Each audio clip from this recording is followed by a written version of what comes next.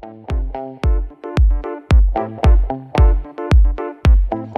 you're listening to Abstract AF. I'm Sneha Jaswal, and I'm going to be reviewing the film Do Revenge. So let's talk the main protagonists first. Drea is beautiful, fashionable, and the most popular girl in high school until her sex tape goes viral and she suspects her boyfriend of leaking the clip. Then Eleanor, awkward, plain, and in therapy ever since a pretty girl in middle school spread a nasty rumor about her, causing lifelong trauma. United by hatred against their peers, these two girls forge a secret friendship and plot to carry out their revenge for each other. Shit, I should have streamed this with my girlfriends. That was one of my first thoughts while watching Do Revenge. Directed by Jennifer Caton Robinson, the Netflix film stars Camila Mendes as the feisty but egocentric Drea and Maya Hawke is new transfer student Eleanor with a blank slate.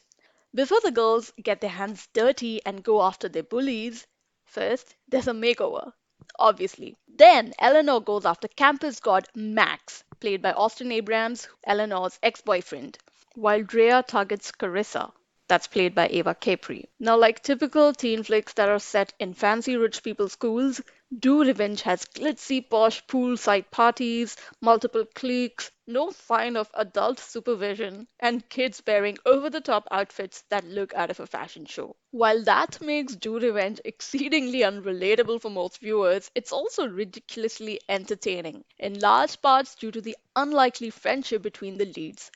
Camila and Maya make a mean duo. They are both adorable and despicable as the two teen girls meticulously ruining the lives of some of their peers. Maya as Eleanor will remind Stranger Things fans of Robin. The two characters are quite similar, although we do get to see the actor in whole new shades too. Camilla, on the other hand, is chameleon-like as the gorgeous Drea, from being vulnerable as an outsider who's on a scholarship, unlike her privileged classmates, to being a plain, nasty, narcissistic bitch, she makes you both like and hate her. I quite loved the platonic friendship between the protagonists, and there are some poignant, reflective, tender moments that capture female companionship very well. If nothing else, Do Revenge screams girl power in its own twisted way. It has a whole bunch of interesting women characters. Least of all would be Sarah Michelle Gellar, who has a small cameo as the headmaster, but was very weird and out of place in the film. Sophie Turner has a riotous little part as one of the many bitchy girls you'll meet through the runtime.